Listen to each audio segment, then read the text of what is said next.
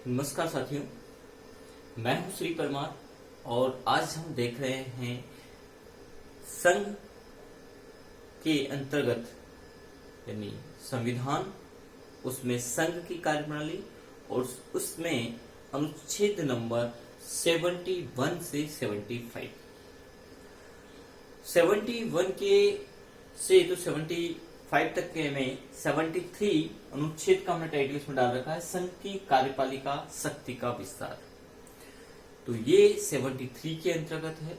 तो 71 से 75 के आज हम क्लियर करने वाले हैं, लेकिन इसके पहले हम थोड़ा सा पिछले क्लासेस पर चलते हैं जिसके अंतर्गत हमने अनुच्छेद पढ़े थे। उन अनुच्छेदों का हम थोड़ा सा रिवाइज करते हैं कि वो अनुच्छेद कौन कौन से हैं। हमने 65 से 70 तक के अनुच्छेद पिछली क्लासेस में देखे थे।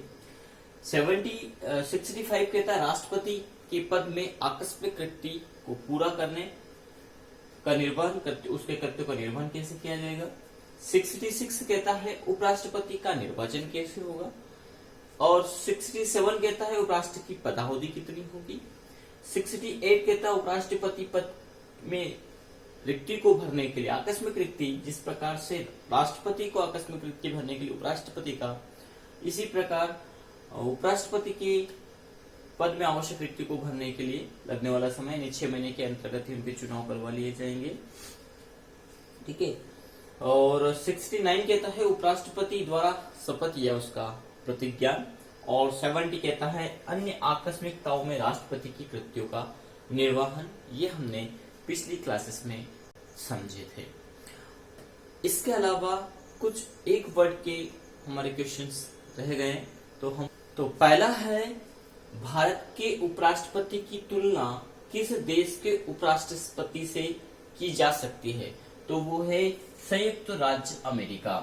वो इसलिए क्योंकि जो अमेरिका के राष्ट्रपति की कार्यप्रणाली है वो लगभग हमारे इसमें ली गई है, लेकिन अमेरिका के राष्ट्रपति में उपराष्ट्रपति राष्ट्रपति पद खाली होने पर राष्ट्रपति का पदभार ग्रहण कर लेता है, लेकिन हमारे यहाँ पर हमारे संविधान में उपराष्ट्रपति राष्ट्रपति का पद तो ग्रहण करता है अनुपस्थिति में, लेकिन वापस से पुनः निर्वाचन होने या यथास्थिति पर राष्ट्रपति आने पर पुनः अपनी स्थिति कार्यभार संभाल लेता है, जो राज्यसभा के सभापति में के रूप में वो ग्रहण करता है।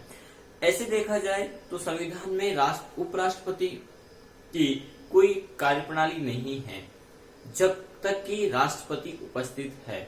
हाँ, कुछ मामलों में एक नाम मात्र की कार्यप्रणाली देखी जाती है, संबोधन उपराष्ट्रपति का किया जाता है, लेकिन राज्यसभा में जब उपराष्ट्रपति पहुंचते हैं तो वो राज्यसभा के सभापति के रूप में उपस्थित होते हैं, यानी राज्यसभा के अध्यक्ष के रूप में उपस्थित होते हैं।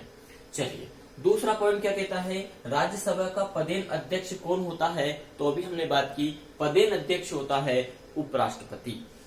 इस समय हमारे पदेन अध्यक्ष हैं वेंकैया नायडू, जो उपराष्ट्रपति भी है और राज्यसभा के अध्यक्ष है।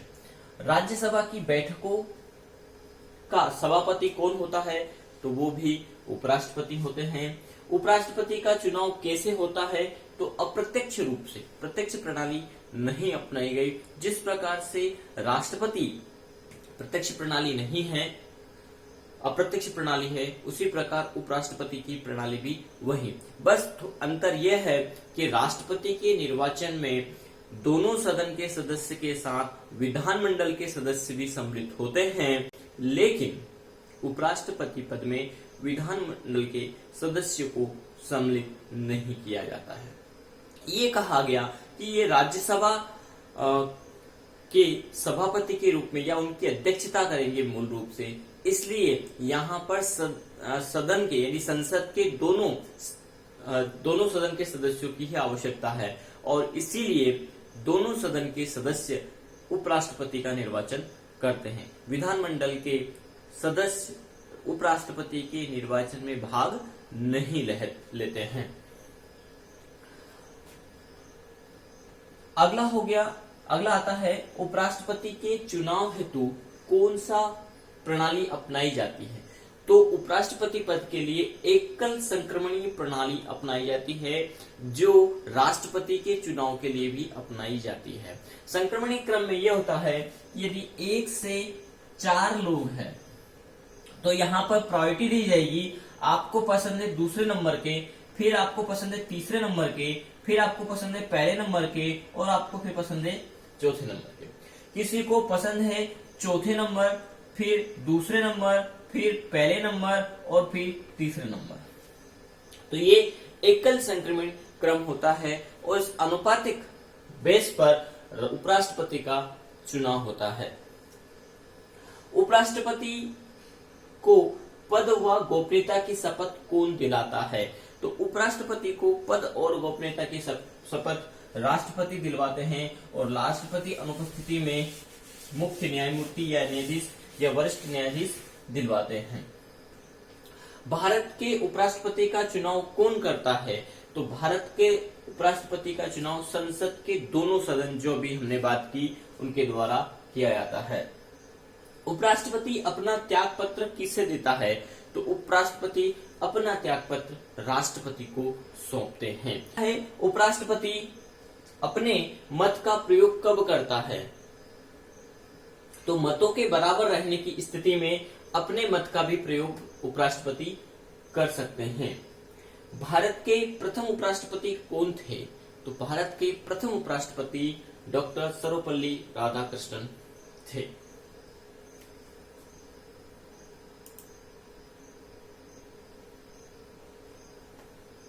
नेक्स्ट है, कार्यकाल समाप्त होने से पहले उपराष्ट्रपति को हटाने का अधिकार किसको है?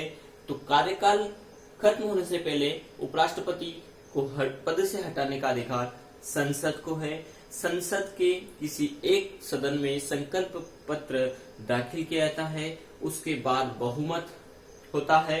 बहुमत सिद्ध होने पर वो संकल्प पत्र जाता है। यदि राज्यसभा में संकल्प पत्र दायर हो रहा है तो वो लोकसभा में जाएगा और लोकसभा में उस पर विचार किया जाता है, और यदि वहां पर बहुमत सिद्ध हो जाता है पूर्णतः, तो उपराष्ट्रपति को पद से हटा दिया जाता है। महाभियोग जैसी प्रणाली नहीं होती, यहाँ पर साधारण प्रणाली के द्वारा ही उपराष्ट्रपति को हटा दिया जा सकता है। किस सदन में उपराष्ट्रपति को पदच्युत करने का प्रस्ताव रखा जाता है?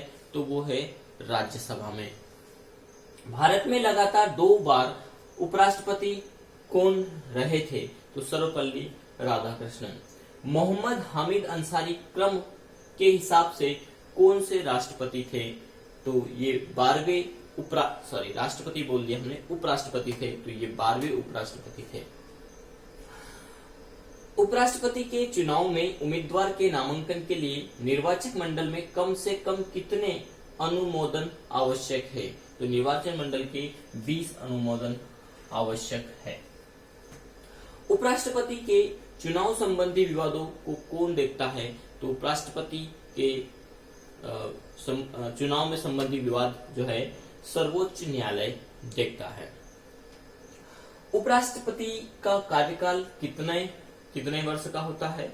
5 वर्ष का होता है, लेकिन स्वैच्छिक रूप से वो अपना त्याग पत्र इसके पहले भी दे सकते हैं, या किसी अन्य कारणवश भी वो जो है कि संसद भी उन्हें अपने पद से पदच्युत कर सकती है।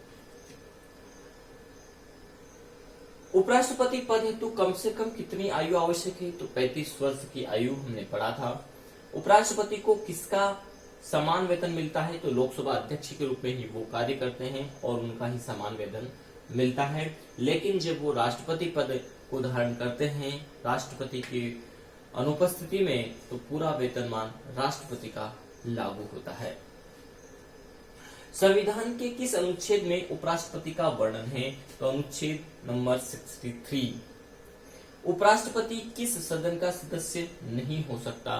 तो उपराष्ट्रपति राज्यसभा के सदस्य नहीं हो सकते। क्लासेस में जो पढ़ने वाले हैं वो है 71 क्या कहता है? राष्ट्रपति या उपराष्ट्रपति के निर्वाचन से संबंधित या सशक्त विषय। 72 कहता है क्षमता आदि की और कुछ मामलों में दंडादेश के निलंबन, परिहार या लघुकरण की राष्ट्रपति की शक्ति। यानी राष्ट्रपति अपनी शक्तियों का प्रयोग कर किसी को यदि दंड मिला है तो उसे कम, बदलने या क्षमा करने की शक्ति राष्ट्रपति में निहित होती है। 73 संघ की कार्यपालिका शक्ति का विस्तार राष्ट्रपति में निहित है। राष्ट्रपति को सहायता और सलाह देने के लिए मंत्री परिषद, यानी आज हम मंत्री परिषद के बारे में भी चर्चा करने वाले हैं। 75 कहता है मंत्रियों के बारे में अन्य उपबंध। तो सबसे पहले हम देखते हैं 71 के अंतर्गत राष्ट्रपति के निर्वाचन में यदि कोई जो है कि त्रुटि पाई जाती है तो इस प्रकार के केसेस को उच्च न्यायालय देखता है और उच्च न्यायालय ये पाता है कि राष्ट्रपति के निर्वाचन में कहीं गलती हुई है तो वो निर्वाचन से जो है कि उसको खत्म कर सकता है।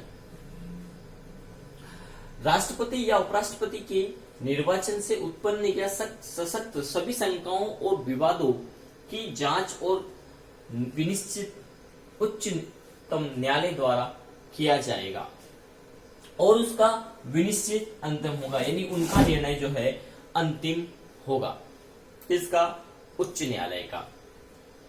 दूसरा कहता है यदि उच्चतम न्यायालय द्वारा किसी व्यक्ति के राष्ट्रपति या उपराष्ट्रपति के रूप में निर्वाचन को शून्य घोषित कर दिया जाता है तो उसके द्वारा यथास्थिति राष्ट्रपति या उपराष्ट्रपति के पद की शक्तियों के प्रयोग और कर्तव्यों के पालन में उच्चतम न्यायालय के निश्चय की तारीख को या उससे पहले किए गए कार्य उस घोषणा के कारण अधिमान्य नहीं होंगे। यानी जो उच्च न्यायालय ने निर्णय दिया है वो सर्वमान्य होगा। अगला कहता है इस संविधान के उपबंधों के अधीन रहते हुए राष्ट्रपति या उपराष्ट्रपति के निर्वाचन से संबंधित या सख्त किसी विषय का विनिमय संसद विधि द्वारा किया जाएगा। संसद ने जो विधि निर्धारित की है उसके द्वारा ही किया जाएगा। राष्ट्रपति या उपराष्ट्रपति के रूप में किसी व्यक्ति के निर्वाचन को उसे निर्वाचित करने वाले निर्वाचन गण के सदस्यों में किसी भी कारण से विद्यमान किसी व्यक्ति के आधार पर प्रश्नगत नहीं किया जाएगा। है आर्टिकल नंबर 72 बहुत इंपॉर्टेंट है। क्यों इंपॉर्टेंट है? क्योंकि राष्ट्रपति अपनी शक्तियों का प्रयोग यहाँ पे कर सकता है और किन मामलों में राष्ट्रपति अपनी शक्तियों का प्रयोग कर सकते हैं। किसी दोषी व्यक्ति को जो दोष सिद्ध हो चुका है उसके ऊपर दया याचिका के रूप में, क्षमा याचिका के रूप में, निलंबन के रूप में, विलंबन के रूप में या फिर लघुकरण। तो क्या कहा गया? क्षमता आदि की ओर कुछ मामलों में दंडादेश के निलंबन, परिहार या लघुकरण की राष्ट्रपति की शक्ति। अब इन छोटे शब्दों को हमें समझना होगा। निलंबन, परिहार या लघुकरण। तो निलंबन में उस मामले को और कुछ समय के लिए बढ़ा दिया जाएगा। यदि किसी को मृत्युदंड मिला है तो मृत्युदंड को कुछ समय के लिए निलंबित किया जा सकेगा। किसके माध्यम से? राष्ट्रपति के द्वारा किया जा सकता है, किया जाएगा। ये यदि कोई नागरिक ये कह दे कि ये उसके अधिकार है कि वो राष्ट्रपति के सामने क्षमा याचिका के लिए जाएंगे तो अधिकार नहीं है, और राष्ट्रपति क्षमा कर देगा तो ये अधिकार नहीं है। जो है कि क्षमा याचिका किसी अधिकार के अंतर्गत नहीं आती है कि दो सिद्ध व्यक्ति ये कह दे कि ये हमारा अधिकार है। सिर्फ एक अनुग्रह है और ये पुनर्निरीक्षण के अंतर्गत आता है, न्यायिक पुनर्निरीक्षण जिसे हम कहते हैं। और उसके अंतर्गत चाहे तो राष्ट्रपति संसद से मंत्रणा कर जो है कि उस व्यक्ति की जो दंड मिला है उसको कम, बदलने या विलंबन करने का अधिकार रखता है या कर सकता है। अब यहाँ पर निलंबन हमने समझा यानी कुछ समय के लिए उसको निलंबित कर देगा, यानी आगे बढ़ा देगा।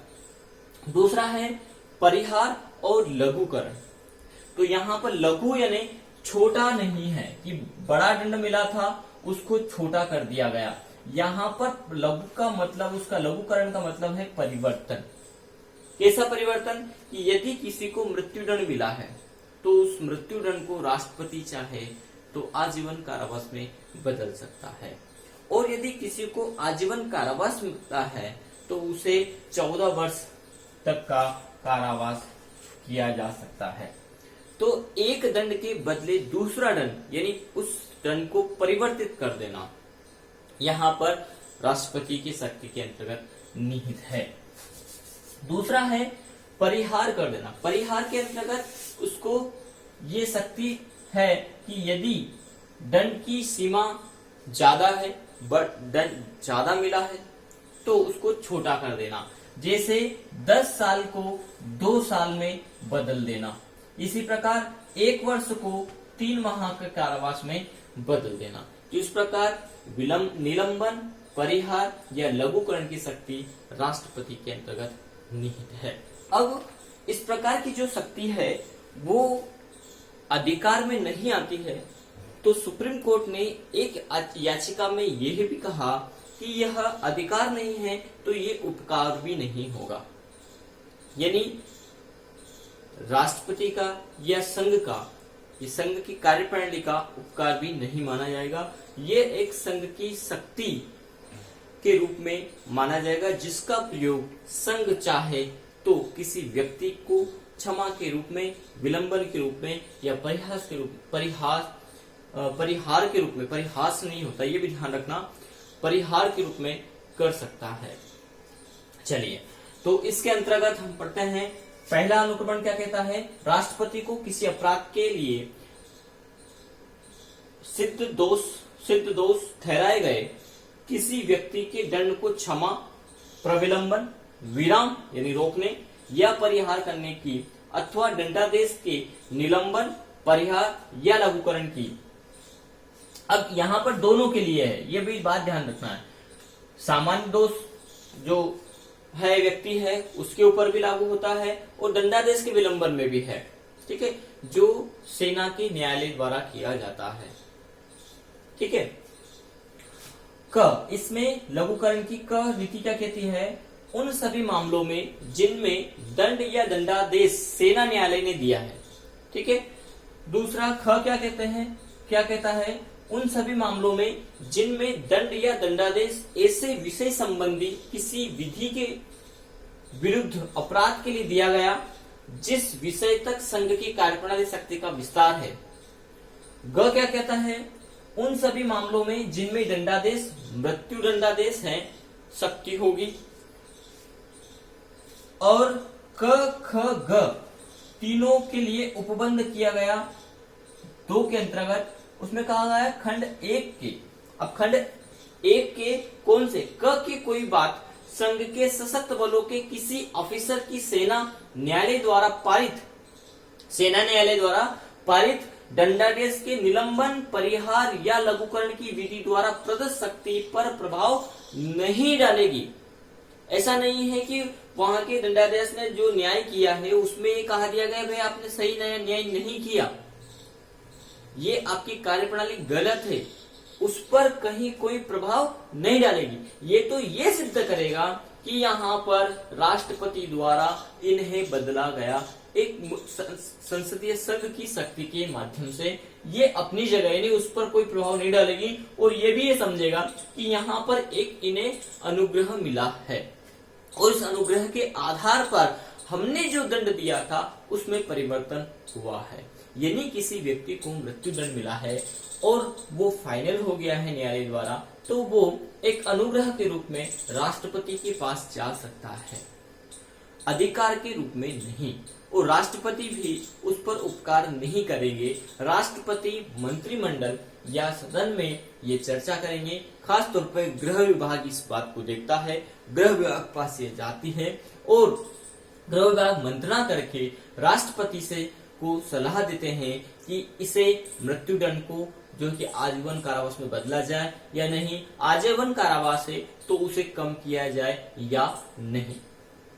चलिए, तो दो के अंतर्गत खंड 1 के लिए उपखंड क की घोषणा की गई, यानी क में जो निर्धारित किया गया वो ये बात 2 में ये कह दिया गया कि क से ये प्रभावित नहीं होगा। इसी प्रकार ख के बारे में खंड अब 3 के अंतर्गत खंड 1 के उपखंड ग, क्योंकि 1 का ये उपखंड है, ठीक है, कौन सा ग में क्या कहा, कोई बात तस्मय प्रवर्त किसी विधि के अधीन किसी राज्य के राज्यपाल द्वारा प्रयुक्तव्य मृत्युदंडादेश के निलंबन, परिहार या लघुकरण की शक्ति पर प्रभाव नहीं डालेगी। अब आपको यह हमने क्लियर किया है, समझाया, हमने समझने की कोशिश की परिहार लघुकरण क्या होता है, ठीक है।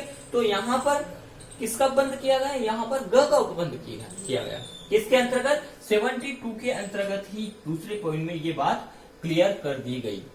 अब आता है आर्टिकल नंबर 73 क्या कहता है, 73 कहता है संघ की कार्यपालिका शक्ति का विस्तार, यानी जो कार्यपालिक शक्ति है उसका विस्तार संघ कैसे करेगा।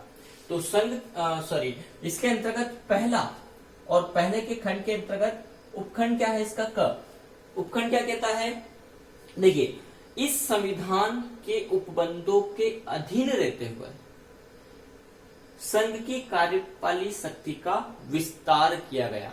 तो उसमें क्या है, क क्या कहता है, जिन विषयों के संबंध में बना सकेगा। दूसरा क्या कहता है, और क्या कह सकता है, किसी संधि या करार के आधार पर भारत सरकार द्वारा प्रयुक्तव्य अधिकारों, प्राधिकार और के प्रयोग तक होगा, यानी उनका प्रयोग करके वो विस्तार उन शक्तियों का कर सकेगा। परंतु इस संविधान में या संसद द्वारा बनाई गई किसी विधि में अभिव्यक्त रूप से या उपबंधित के सिवाय खंड क, अब यहाँ पर इसका निर्देश दिया गया, खंड क में निर्दिष्ट कार्यपालिक शक्ति का विस्तार किसी राज्य में ऐसे विषयों तक नहीं होगा जिनके संबंध में उस राज्य के विधानमंडल को भी विधि बनाने की शक्ति है, यानी दोनों एक दूसरे में इंटरफेयर नहीं करेंगे। यदि राज्य में वो नहीं है विधि बनाने का, या विधि वो नहीं बनी, वो शक्ति नहीं है, तो फिर संघ अपना कार्य करेगा। लेकिन राज्य को विधि बनाने का अधिकार है तो फिर वो राज्य उसके लिए विधि बनाएगा और उसके आधार पर अपनी कार्यप्रणाली को चलाने का अधिकार राज्य को दिया गया, कि राज्य भी अपनी शक्ति का प्रयोग, क्योंकि जिस प्रकार जो है कि संसद शक्ति का प्रयोग करती है उसी प्रकार विधानमंडल भी अपनी शक्ति का प्रयोग करता है। अब ये दोनों ही कार्यप्रणाली ऐसे देखा जाए तो लगभग समान है, क्योंकि हमारी राज्य व्यवस्था के अंतर्गत राज्य का दर्जा पूरे भारत को भी दिया गया। भारत भी एक संप्रभु राज्य है और भारत के अंतर्गत आने वाले जो राज्य हैं वो भी संप्रभु होंगे और इसीलिए उन्हें राज्य का दर्जा मिला, न कि एक उपखंड का दर्जा मिला। तो राज्य का दर्जा मिलने से यहाँ पर जिस प्रकार केंद्र में प्रधानमंत्री की कार्यप्रणाली होती है उसी प्रकार एक राज्य के अंतर्गत मुख्यमंत्री होता है। जिस प्रकार केंद्र में राष्ट्रपति होता है उसी प्रकार राज्य में राज्यपाल होता है। हाँ, कुछ मामलों में जो है कि कुछ शक्तियां केंद्र को दी गई जिससे जो है कि पूरा राष्ट्र एक हो सके और उस एक विधि के अंतर्गत कार्य कर सके, जिसे भारतवर्ष बना रहे। चलिए अगला 2 क्या कहता है। अब ये तो हो गए क और ख।